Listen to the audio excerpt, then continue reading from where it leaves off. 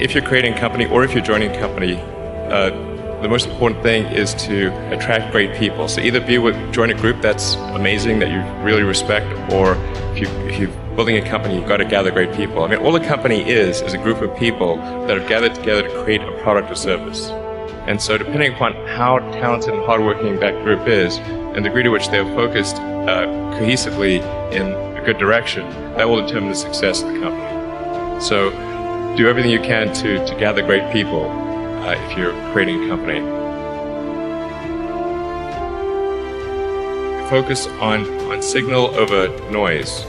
A lot of companies get confused. They spend money on things that don't actually make the product better. For example, at Tesla, we've never spent any money on advertising. We put all of the money into R&D and manufacturing and design to try to make the car as good as possible.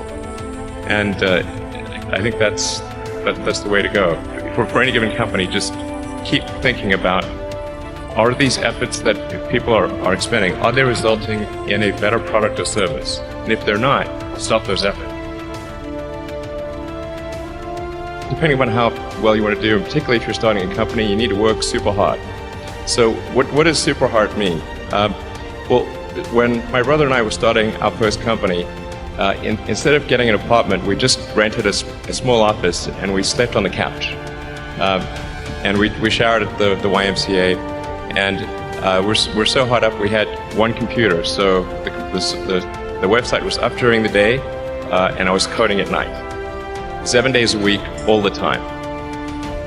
And I sort of briefly had a girlfriend in that period, and in order to be with me, she had to sleep in the office. So work hard, like, every waking hour. That's the thing I would say, particularly if you're starting a company. And I mean, if you do simple math, say like, okay, if somebody else is working 50 hours and you're working 100, you'll get twice as much done in the course of a year as the other company. Really liking what you do, whatever area that you get into, given that, even if you're the best, there's always a chance of failure. So I think it's important that you really like whatever you're doing. If you don't like it, life is too short.